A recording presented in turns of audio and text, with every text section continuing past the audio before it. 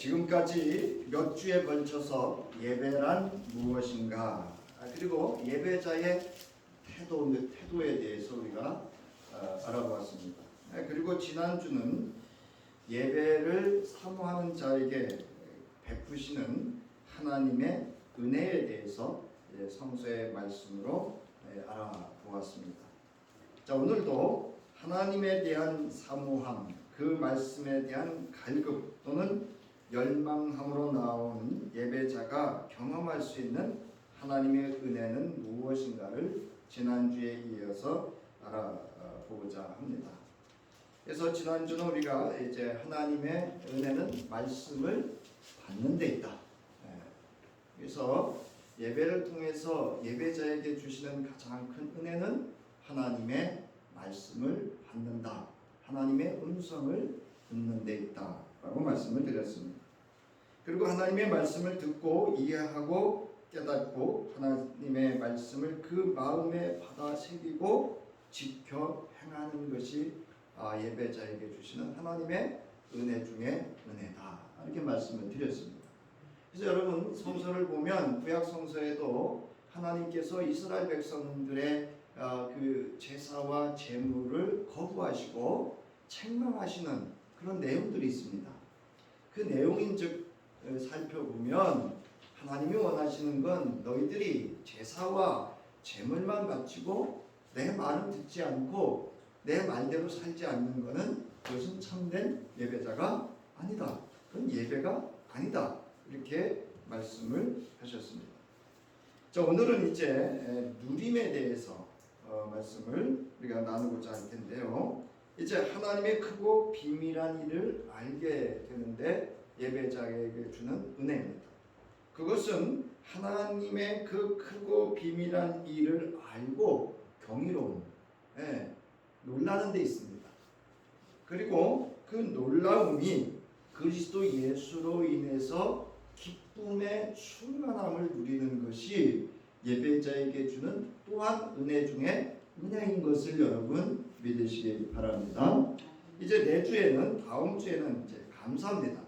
예배자가 예배를 통하여 경험하는 것은 하나님의 크신 그 사랑으로 인한 구원과 내게 베풀어 주신 모든 은혜에 대하여 감사함에 있습니다. 그래서 오늘은 누림에 관해서만 말씀을 오늘 본문을 통해서 나누고자 합니다.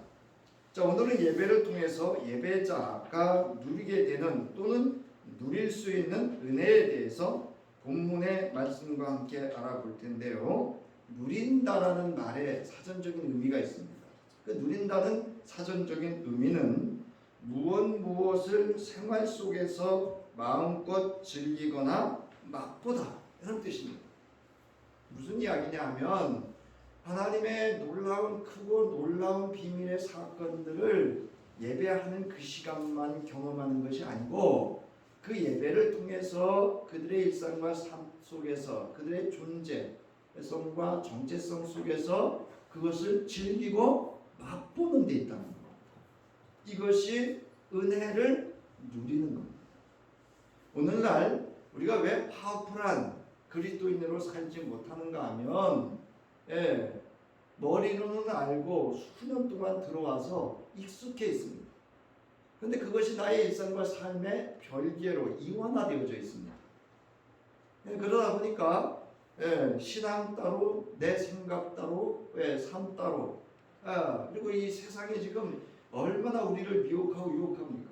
조금만 여러분이 이렇게 아차 싶으면 미혹의 영이 언제든지 우리를 채가는 시대에 살고 있고 세상이 언제든지 우리를 유혹해서 넘어뜨릴 수 있는 그런 상황 속에 살아가기 때문에 우리가 하나님의 크고 놀라운 비밀한 일들을 깨달아 경험하고 나의 은혜로 일상 속에서 나의 존재와 정체성 속에서 늘 즐기고 맛보지 아니하면 파워풀한 그리스도인으로서 살아갈 수 없습니다.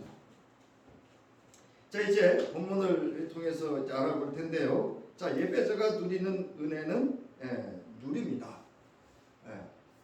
자, 무엇을 누리는가? 첫 번째로 하나님의 크고 은밀한 일을 아는 데 있습니다. 하나님의 말씀을 아무나 알아들을 수 있습니까? 없습니까? 여러분 없습니다.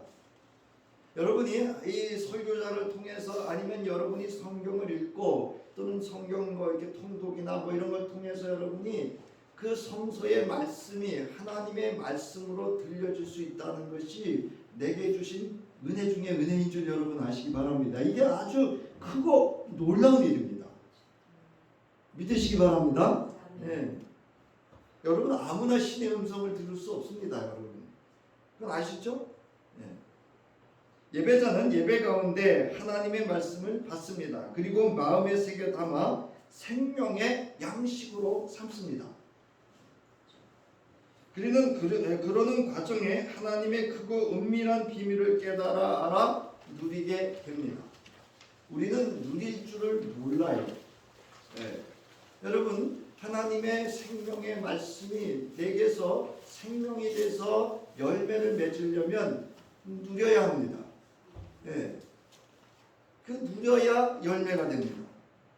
예레미야 33장 1절부터 3절 우리 함께 읽겠습니다. 시작. 예레미야가 여전히 그니들길 안에 갇혀 있을 때에 주님께서 그에게 두 번째로 말씀하셨다.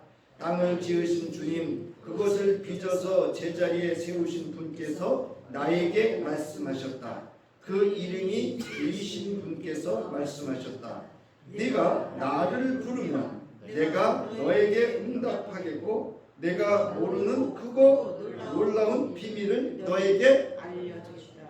여기는 알려주겠다 이렇게 되어 있는데 사실은 보여주겠다. 자 보세요. 에레미야가 갇혀 있습니다. 세상으로부터는 다 차단되어 있습니다. 고립되어져 있습니다. 고독과 외로움 속에 갇혀 있습니다.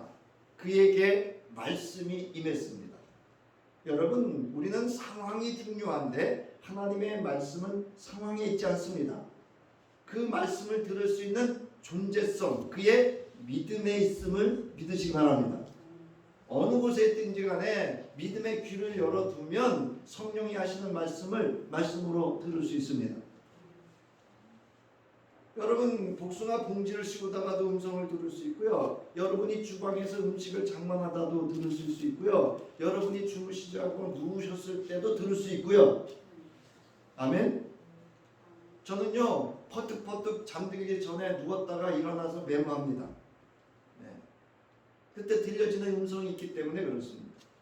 자, 그 다음에 보세요. 땅을 지으신 주님, 그것을 빚어서 제자리에 세우신 분에게 여러분 옆 사람에게 얘기했습니까? 나에게 말씀하셨습니까? 여러분 말씀은 나에게 주시는 말씀이지 다른 이에게 주시는 말씀이 되어서는 안 됩니다. 나의 말씀이 되려면 하셔야 되는 게 있습니다. 따라하시기 바랍니다. 아멘. 내가 여러분 마음속으로 쓰던 뭐 어떤 고개로 쓰던 뭐 입으로 쓰던 아멘 할 때 나의 말씀이 됩니다. 안 그러면 여러분 우리 뭐 영적인 세계를 말하니까 사탄이 홀라당 집어갑니다. 자 그런 거 보세요. 그 다음에 그 이름이 뭐라고요? 주라고요. 주권요. 그 말씀하시는 분이 주라는 얘기는 그분이 계획과 뜻이 있다는 거예요. 그분의 목적이 있다는 거예요. 말씀을 주실 때. 자 그러면서 네가 나를 뭐하면 여러분 이게 예배입니다. 여호와의 이름을 부르는 것이 예배입니다. 여러분 우리가 예배에 대해서 살펴볼 때 아브라함이 어떻게 했어요? 돌 제단을 쌓고 어떻게 했어요? 여호와의 이름을 뭐 했더라? 불렀더라. 그게 뭐예요? 예배입니다. 여러분이 어느 곳에 있든지 간에 하나님의 이름을 부르는 주여 하는 순간 그것이 예배입니다. 그것이 주님의 음성이 들려지는 곳입니다. 내가 너에게 뭐 하시겠다고요? 응답하겠다. 자, 그 다음에 보세요. 네가 모르는 크다는 얘기는 가돌이라는 단어인데요. 하나님이 하시는 일을 크다고 표현합니다. 성서에서. 그러니까 하나님이 하시겠다는 거예요. 무슨 일을? 놀라운 비밀을 너에게 드러내어 보여주겠다. 이겁니다. 이 눈을 가지는 것이 영안입니다. 여러분 요셉이 어떻게 했습니까?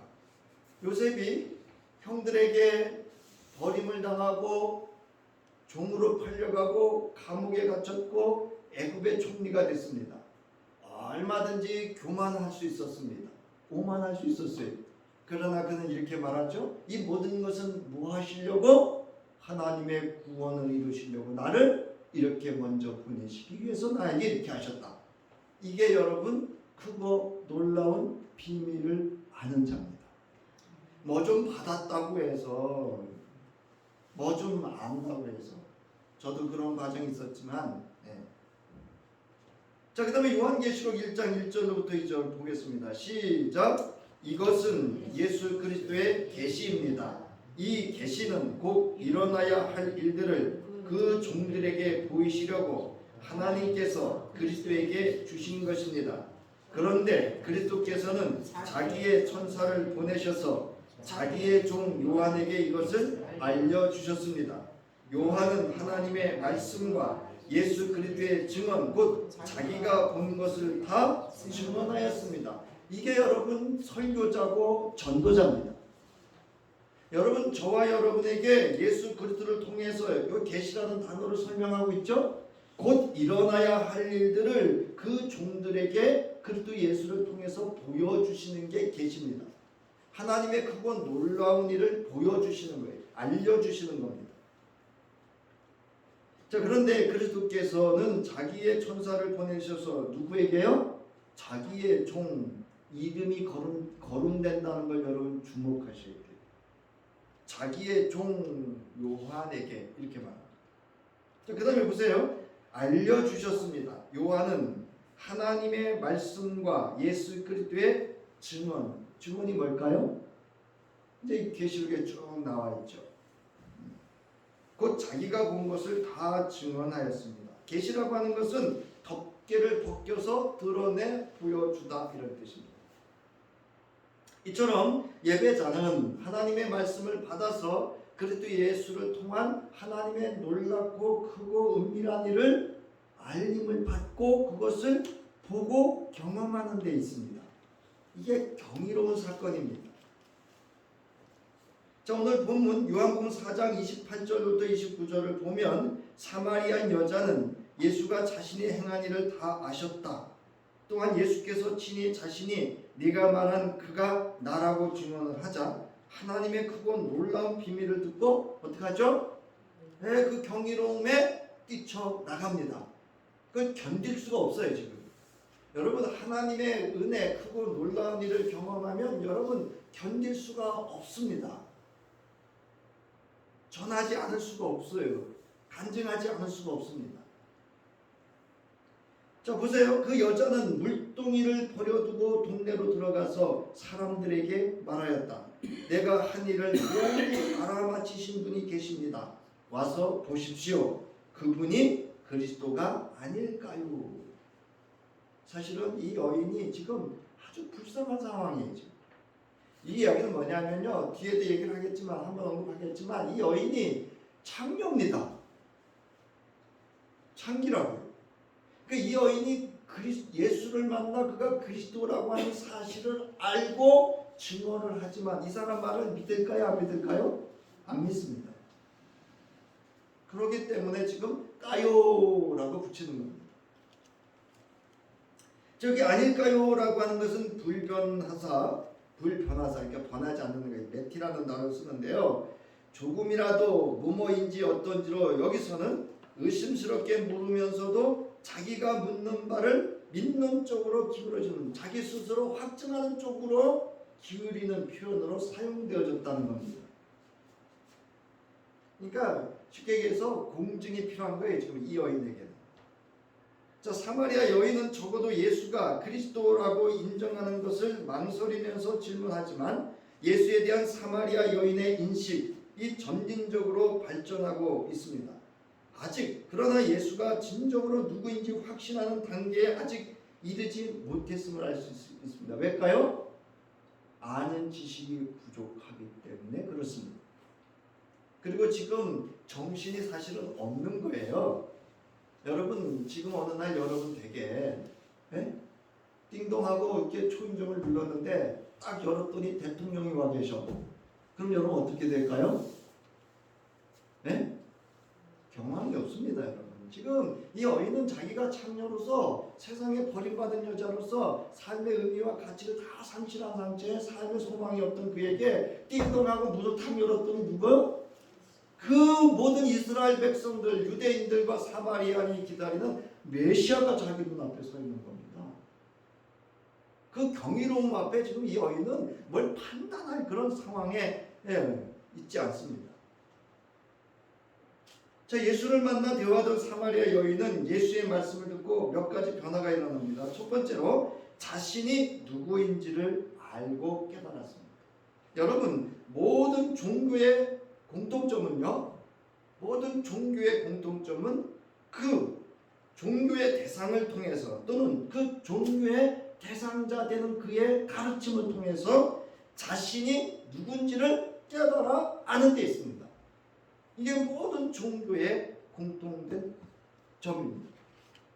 그래서 여러분 그 불교이든 무슨 이런 모든 종교를 다니면서도 자기가 누구인지 모르는 사람은 참 신자 아닙니다. 자, 예수가 이 사마리아 여인의 은밀한 사생활을 알고 있다는 사실은 그 여인에게 깊은 인상을 주며 찔림과 함께 자신이 누구인지를 아는 이를 만나 지금의 자신이 처해 있는 자신의 정체성을 이 여인은 볼 수 있었습니다. 그러니까 이 여인은 자신이 아주 지금까지 예수의 대화를 통해서 자신의 삶이 처참하다는 것을 발견한 겁니다. 무슨 이야기냐 하면 이 얘기예요. 이 여인은 남자가 5이었고 6번째 남자를 만나서 그렇게 사는 게 사는 줄 알았던 거예요. 근데 이 예수를 만나서 예수가 그리스도라고 하는 자신의 모든 삶을 아는 그리스도를 만나자 자신의 삶이 뭐가 됐다는 걸 알았어요? 아, 잘못했구나. 이걸 알았던 거죠. 내가 참으로 처참한 인간이 행하며 살 수 없는 삶을 살았구나. 여러분, 세상의 모든 사람들은 신에 대한 그 선망이 있습니까? 없습니까? 여러분, 교도소에서도 예배합니까? 안 합니까? 예? 종교 행사합니다. 누구든지 다 신에 대한 선망이 있습니다. 근데 그분을 만난 이 여인은 자신이 누구인지를 발견했습니다. 여러분, 중요한 거는요, 사람이 왜 변하지 않는지 아세요? 자기가 누구인지를 깨닫지 못하면 변화 없습니다. 자, 본문에는 언급되어 있지 않지만 이 여인은 창녀와 같은 삶을 살았습니다. 당시 이러한 이는 죄인 중에 뭐죠? 바울이 말한 괴수와 같은 죄인입니다. 죄인 중에 죄인이었습니다. 누가 이 여인의 말을 믿겠습니까? 저자는 이를 통해서 독자들에게 영적인 도전을 주고 있습니다. 하나님이 찾으시는 예배자는 예수 그리스도 안에서 하나님의 말씀을 받고 자신이 누구인지를 명확하게 깨달아 지금의 자신의 정체성을 아는 데 있음을 강조하고 있습니다. 여러분, 그리스도 예수를 통해서 여러분 예배자로서 이 앞에 섰을 때 내가 누구인지를 깨달아는 데 있습니다. 그래서 가장 먼저 우리가 예배 순서에 하는 게 뭐죠? 네? 돌이킴의 기도. 그때 제가 하죠. 내가 죄인됨을 깨달아 나 자신의 죄와 허물을 뭐하고? 자백하고 참회하며. 여러분, 그 멘트 이렇게 앞에 하는 그 이야기들을 잘 귀담아 들으셔야 됩니다. 자, 아무튼 이제 보세요. 마태복음 16장 13절부터 17절에 보면 예수께서 빌립보의 가이사라 지방에 이르러서 제자들에게 묻습니다. 사람들이 인자를 누구라고 하느냐? 여러분, 이거 중요하지 않습니다. 아셨죠? 세상 사람들이 뭐라 떠들어요. 그죠? 예수는 뭐 어쩌고 무슨 기독교를 이상하게 부르고, 저는 기독교라고 하는 사람 눈에는 걔 눈에는 뭐만 보인다고 그렇게 봅니다. 자, 보세요. 그 다음에 제자들에게 묻습니다. 예수께서 제자들에게 물으셨습니다. 그러면 너희는 나를 누구라고 하느냐? 시몬 베드로가 대답했습니다. 함께 읽습니다. 시작. 선생님은 살아계신 하나님의 아들 그리스도이십니다. 믿습니까? 여러분, 누가 뭘 해도 상관없습니다. 중요한 건 그리스도 예수가 나에게 어떤 분인가로 고백되어지는 게 중요합니다. 이게 신앙입니다. 근데 성서는 뭐라 그랬어요? 이 신앙 고백을 자기 의지로 한대요? 성령의 도우심으로 한대요? 하늘이 낸 거랬잖아요. 자, 그리스도 예수의 십자가에 선 나는 누구인가? 그리고 하나님 앞에 부름받아 예배자로 선 나는 그리스도 예수 안에서 누구인가? 이게 명확하게 여러분 각인돼야 됩니다. 예배자로 섰을 때 이게 각인이 안 되면요, 예배가 지루합니다.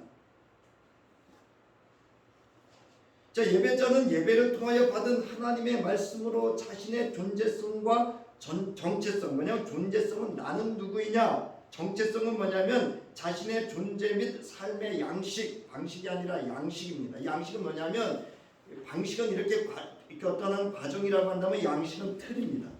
그러니까 그 행동을 하기 위한 틀이 양식입니다. 그 틀이 있어야 항상 사람들은 어떤 행동, 방식을 하기 위해서 양식을 갖춥니다. 그것이 명확하게 깨달아 알 수 있어야 하나님이 주시는 말씀을 받을 수 있고 하나님의 놀라운 일에 경이로움으로 반응하며 은혜를 누릴 수 있습니다. 자, 두 번째로 이 여인은 자신이 경험한 예수를 뭐했죠? 증언했습니다. 여러분, 내 믿음이 확신과 확증을 가지려면 여러분 간증을 해보세요. 물론 거기다 슬쩍슬쩍 더하고 빼지 마세요. 네. 그러다 나면 자기도 모르게 교만해집니다. 여기 증언이라는 말 보세요. 어떤 사실을 증언이라고 하는 건 여러분 더하고 빼는 거 아니에요. 내가 본 대로 경험한 대로 그냥 말하는 겁니다. 그런데 성서적인 의미로는요, 마르티레오라는 단어를 쓰는데요, 증언하다, 증인이 되다, 선언하다 이런 뜻입니다. 이거는요, 자기 생명을 내어놓고 하는 말이 증언입니다. 자, 이 여인은 물동이를 버려두고 동네로 들어가 사람들에게 자신이 경험한 것을 증언합니다. 그리고 내가 행한 모든 일을 내게 말한 사람을 뭐라 그래요? 와서 보라. 그들에게 이분이 누구가 아니냐? 그리스도가 아니냐라고 하는 겁니다. 여러분, 한번 말씀드렸는데 그리스도라고 하는 단어, 메시아라고 하는 단어는요, 성서 한 권을 이렇게 한 단어로 줄이면 뭐라고요? 예수가 그리스도라는 겁니다. 그러니까 그리스도라는 단어는요, 곧 하나님이시고 성서이고, 네, 복음이고 우리의 생명과 삶의 전부입니다. 자, 보세요. 와서라는 것은요, 명령법입니다. 이리로 오라. 예, 여기로 오라는 거예요. 지금. 그리고 보라는 단어는요, 직접 보고 경험해 보라는 거예요. 눈으로 보라는 게 아니고요. 너가 와서 직접 예수를 만나서 그의 말씀을 듣고 경험해 봐라 이겁니다. 그러니까 여러분이 전도라는 건 뭐냐면요, 여러분이 그리스도 예수를 전해서 설득하는 게 아닙니다. 내가 만난 예수 그리스도를 전하는데 이제는 이런 건 안 하셔도 돼요. 내가 예수 만나 병 고쳤다 뭐. 여러분, 우리 신앙은 거긴가요? 그걸 넘어서는 건가요? 그럼에도 불구하고 나는 내가 병들었어도 그 하나님의 은혜와 사랑을 알고 내 하늘의 소망을 두고 살기 때문에 내가 어렵고 힘들고 지치고 낙심되고 절망돼도 나는 그분을 의지하고 내 참된 존재와 삶의 의미를 알고 살아. 난 그래도 행복해. 이럴 수 있어야 됩니다. 그게 전도입니다. 자, 이것이 예배를 통하여 하나님의 말씀을 받고 그리스도 예수를 만난 예배자에게 자연스럽게 나타나는 반응입니다. 예배를 통하여 자신이 경험한 크고 놀라운 비밀을 알고 다른 이에게 소개하고 예배의 자리로 초대하는 것, 이것이 전도입니다. 이 여인의 경험은 비공식적이고 아주 사적인 경험이었습니다. 그러므로 이 사마리아 여인의 증언은 별로 그 효력을 그 당시 사회에서 인정받을 수 없었습니다. 여러분도 그러실 수 있어요. 내가 감히 저분이 교수라는데 저분이 무슨 시청에 누구, 아무 상관없습니다. 복음 전하는데. 여러분, 복음에 차별이 있습니까? 없습니까? 복음에 여러분 학력이 있어요? 없어요? 아무것도 없습니다. 오직 복음에는 따라하시기 바랍니다. 생명뿐이 없습니다. 그러므로 이 여인은 자기의 동네로 들어가 동네 사람들에게 자기가 놀라운 사람을 만났다고 전하여 자신의 증언을 확증하고자 합니다. 마을 사람들은 그 여인이 자신의 부도덕한 행위로 말미암아 나쁜 평판을 지니고 있었기 때문에 그 여인의 심정에 그와 같이 놀라운 변화를 가져오게 한 사람이 누구인지 스스로 확인하기 위해 호기심을 갖고 예수를 만나보고자 나온 겁니다. 이 여자가 갑자기 숨어 살더니 어느 날 길거리도 뛰쳐나와가지고 우리말로 호들갑을 떠는 거예요 지금. 제가 미쳤나? 저 미치게 한 사람이 누구야? 그 사람 보러 왔던 거예요 사실. 그 사람. 여러분도 그러실 수 있어야 돼요. 아니 저 상황에서 행복하다고 미쳤나? 제정신인가? 도대체 누구를 만나는데? 여러분 교회 오시면 목사 만나러 오시는 거 아니에요? 누구 만나러 오셔요? 하나님 만나러 오시고 그리스도 예수 만나러 오시고 성령 만나러 오시는 줄 믿으시기 바랍니다. 자 보세요. 그리고 이들에 의해 예수가 그리스도라는 사실을 공증하게 됩니다. 그렇게 전도는 되는 거예요. 그래서 복음은 확장됩니다. 요한복음 4장의 39절부터 42절에 특별히 42절 보면 41절 그래서 더 많은 사람들이 예수의 말씀을 듣고서 믿게 되었습니다. 그들은 그 여자에게 말하였습니다.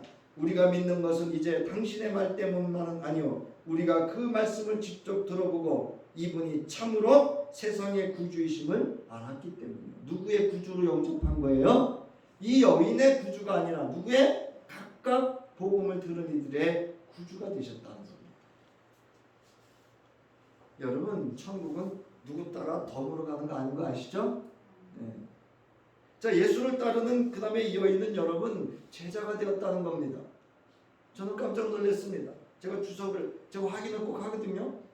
확인을 해봤습니다. 이 여자는 어떻게 됐을까? 여러분 궁금하지 않으세요? 물뚱이를 내버려뒀다는 건 집 밖으로 나왔다는 얘기예요. 지금 자기 직업을 버렸다는 얘기입니다.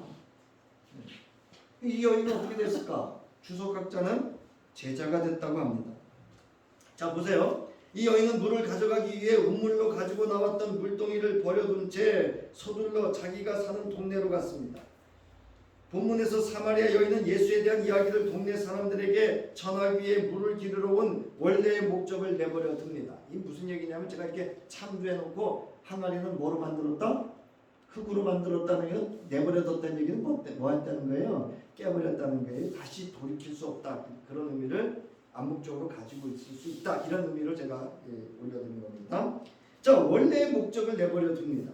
예수에 대해 증언하기 위해 자신이 지니고 있던 직업을 뒤로 한다는 것은 제자의 표시라고 합니다.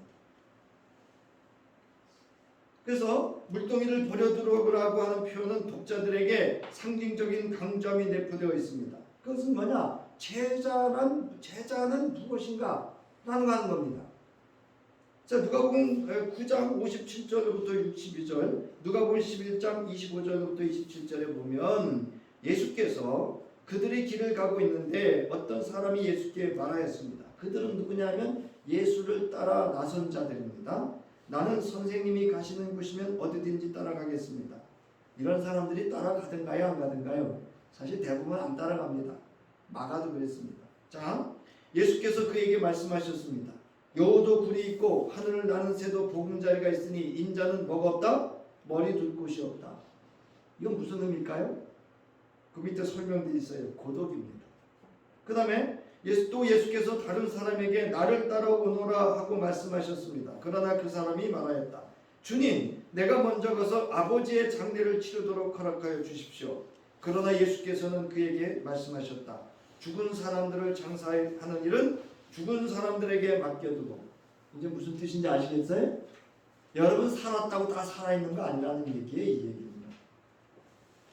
너는 가서 하나님 나라를 전파해라. 또 다른 사람이 말하였다. 주님, 내가 주님을 따라가겠습니다. 그러나 먼저 집안 식구들에게 작별 인사를 하게 해주십시오. 예수께서는 그에게 말씀하셨습니다. 누구든지 손에 쟁기를 잡고 뒤를 돌아보는 사람은 하나님 나라에 뭐하다고요? 합당하지 않다고요. 근데 우리는 이거 하잖아요. 아무렇지도 않다. 그래서 제가 나름대로 이 본문을 이렇게 해석을 해봤는데요. 57절은 고독함입니다. 여러분 예수 믿는 거 고독한 길이에요? 그런 길이 아닌가요? 이게 고독한 길입니다. 아주 고독한 길입니다. 그 다음에 보세요. 60절에 선택입니다. 여러분 예수를 믿는다는 건 여러분 세상 사람들이 하고 싶은 것 하는 거 다 하고요. 남는 시간으로 하는 거 아닙니다. 여러분. 그 다음에 보세요. 그 다음 이제 62절은 여러분 결단이에요. 나를 주라는 얘기는요. 나를 다 드렸다는 얘기입니다.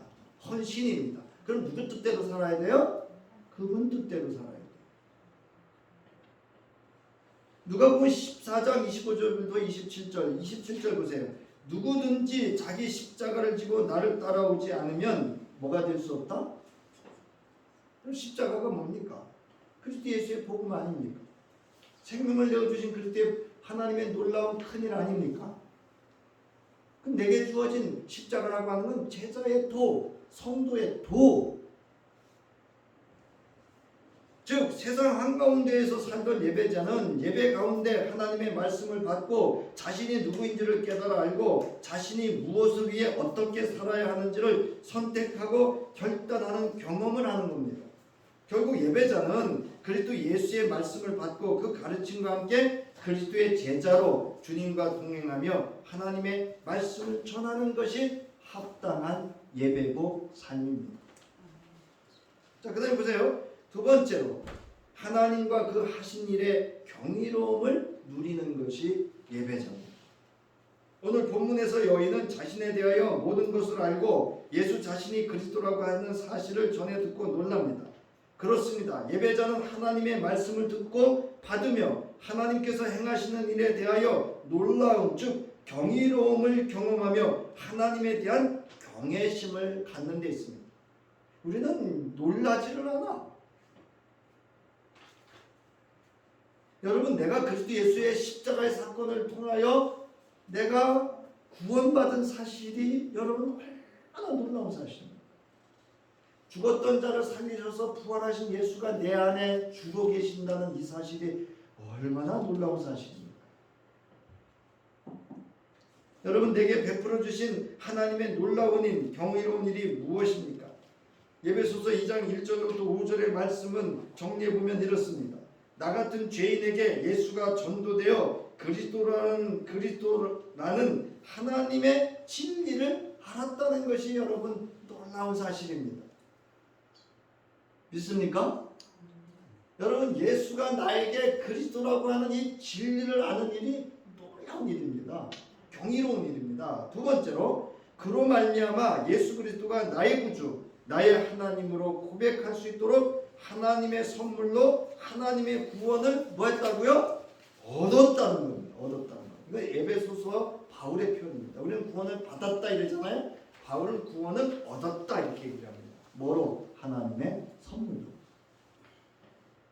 여러분 대통령이 제가 이제 선배 목사님에게 뭐 상추랑 뭐 이렇게 딸기랑 좀 갖다 드렸어요. 그랬더니 뭘 선물을 주시더라고요. 두 가지를 주시더라고요. 하나는 제 아내 거하고 제 걸 주시는데 대통령이 준 볼펜을 주더라고요. 전 대통령께서 주셨던 볼펜을 다 해서 저한테 꺼내주시더라고요. 얼마나 귀한 선물. 여러분 그 대통령이 주는 선물 여러분 받기 쉬워요? 어려워요? 그분은 귀한 걸 저한테 주신 거예요. 근데 하물며 대통령 선물도 여러분 귀한데 하나님의 선물 그리고 예수를 나의 구원을 얻게 하신 그분을 선물로 받은 것이 놀라운 일입니까? 아닙니까? 우리 안 놀래요 이걸. 이걸 만성적 영적 저는 질환이라고 봅니다. 매일 순간순간 어렵고 힘들다가도 십자가를 보는 순간 이 경이로움에 놀랄 수 있어야 합니다. 자, 그러므로 하나님의 자녀가 되었습니다. 하나님의 사랑을 알았습니다. 여러분 사랑을 알았다는 얘기는요 하나님은 사랑이다 이게 아니고요 내가 지금 하나님의 사랑을 뭐 한다는 거예요? 그 사랑 안에 있다는 것을 아는 게 사랑을 아는 겁니다. 믿습니까? 기쁨 중에 하나님께 소망을 두고 하나님 나라를 살 수 있다는 거 이거 놀라운 일입니다. 여러분 우리는 세상 사람들 세상 속에 살지만 우리는 어느 나라 사람이에요? 하나님 나라 사람입니다. 자, 이런 하나님의 크고 놀라운 비밀을 알고 그 일이 내게 드러나 보이게 되고 나의 사건으로 일어났다는 것은 경이로운 일이 아닐 수 없습니다. 이 경이로움을 경험하게 되면 하나님의 크신 은혜와 그 사랑에 대하여 뭐를 가질 수밖에 없다? 경외심을 가질 수밖에 없습니다. 하나님에 대한 두려운 마음을 갖습니다. 여러분, 사랑이라고 해서 여러분 다 보듬었습니까? 아니면 공의와 정의가 있습니까? 사랑은요, 공의와 정의가 없는 사랑은 사랑 아니에요. 그거는 집착이고요, 과잉이고요, 병들게 합니다. 나중에 그 사람 죽게 합니다. 자, 여러분, 만약 수년 예수를 믿고 예배하는 예배자로 이런 하나님의 나라의 비밀을 알고 행하신 하나님의 일에 대한 경이로운 경험이 없다면 그것은 지극히 자기중심적이거나 습관적인 예배로 인한 만성적 영적 무감각과 무기력에 빠져 있는 것이거나 영적 게으름으로 인한 영적 실증과 영적 교만감에 빠져 있다 할 수 있습니다. 제가 언제 말씀드릴게요. 영적 게으름과 영적 실증에 대해서. 김남준 목사님이 말씀하신 거 정리해서 한번 말씀드릴게요. 자, 이것을 위한 영적 진단을 오늘 본문의 이 여인에게서 찾아본다면 신령과 진정으로 예배하는 자는 예배를 통하여 하나님의 크고 놀라운 비밀인 내가 만난 예수 그리스도를 전하지 않고는 견딜 수 없는 영적 열망과 강력한 힘을 따라 전도하게 됩니다. 예배를 마치고 나가는 순간 내 안에 열정이 생겨요. 영적인 열정. 그 다음에 강력한 힘이 생깁니다. 파워풀함이 생깁니다. 여러분, 전도도요, 이 첫 한마디 떼기가 어렵죠? 그거 한 사람 두 사람 이렇게 하기 시작하면요 하나님이 도우시는 줄 믿으시기 바랍니다. 해보세요. 자, 그 다음에 세 번째로 예배자에게 주시는 누림이 뭐냐? 예수 그리스도로 인하여 기뻐하게 됩니다. 기쁨을 누립니다. 오늘 본문에서 여인은 지금까지 자신을 억압하고 누르고 매이게 하였던 것으로부터 자신이 누구인지 자신이 행한 모든 것을 알고 계신 예수를 만나 대화를 함으로 이 모든 것으로부터 자유하고 그리스도 예수로 인하여 기뻐하게 됩니다. 그것은 물동이를 버려두고 마을을 향하여 예수를 전하러 급히 일어나 입을 열어 와서 보라 하며 마을 사람들을 예수에게로 인도하는 전도함에서 알 수 있습니다. 이는 그리스도를 만나 감당할 수 없는 깨달음의 기쁨에서 나오는 지극히 자동적인 반응입니다. 여러분, 음식점에 가서 맛있는 집 있으면 여러분 소개합니까? 안 합니까? 예? 왜? 기쁘니까. 그 맛있게 먹으면 기쁘잖아요. 여러분이 어디 갔더니 좋은 장소가 있어서 기쁘고 희열을 느낀데 소개합니까? 안 합니까? 하시잖아요. 예배자가 예배를 통하여 받아 누리는 것은 하나님에 대한 경이로움을 경험하고 세상 근심에서 자유하고 세상이 줄 수 없고 누릴 수 없는 주 안에서 참된 기쁨을 누리는 것이 예배이고 기독신앙이 주는 은혜이고 능력입니다. 이거는 여러분 긍정적 사고 아닙니다. 요한복음 15장 9절부터 11절에 보면은요, 거기 11절 보세요. 내가 너희에게 이런 한 말을 한 것은 내 기쁨이 어디에 있고 너희 안에 있게 하고 또 너희의 기쁨이 어디에 있게 하고요? 넘치게 하려는 것이다. 여러분, 천국 하면 여러분 뭐 생각하죠? 잔치. 그죠? 얼른 동의를 해주세요. 안 그러면 시간 가요. 맞죠? 잔치는 뭐가 주된 거죠? 기쁨입니다. 근데 우리는 천국 잔치에 참여했다 가는데도 기쁨이 없어. 자, 요한복음 16장 20절부터 24절에 보세요. 내가 진정으로 너에게 말합니다. 너희는 울며 애통하겠으나 세상은 기뻐할 것이다. 그러나 너희가 근심에 쌓여도 그 근심이 뭐로 변할 것이다? 기쁨으로 변할 것이다. 여자가 해산할 때에는 근심에 잠긴다. 진통할 때가 왔기 때문이다. 그러나 아이를 낳으면 사람이 세상에 태어났다는 기쁨 때문에 그 고통을 더 이상 기억하지 않는다. 둘째는 감사해야 돼. 이 고통을 잊어버렸기 때문에 둘째로 나온 거예요. 자, 이와 같이 지금 너희가 근심에 쌓여 있지만 내가 다시 너희를 볼 때에는 너희의 마음이 뭐 할 것이고 기쁠 것이고 그 기쁨을 너희에게서 빼앗을 사람이 있다 없다. 여러분, 우리는 지금 십자가에 달리신 예수를 만나셨습니까? 아니면 부활하신 그 예수를 만났습니까? 네? 부활하신 예수 만났으면 지금 제자들에게 하는 전자 얘기입니까? 후자인 기쁨이 있어야 합니까? 우리는 기쁨이 있어야 합니다.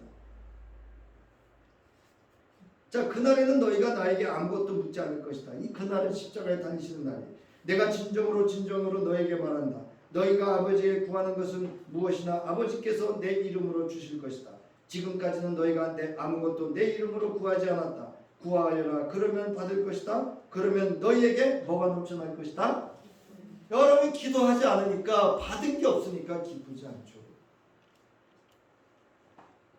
여러분, 내가 오늘 예배 자리에 나올 수 있는 거 하나님의 은혜로 받아서 나온 줄 믿으시고 기뻐하시기 바랍니다.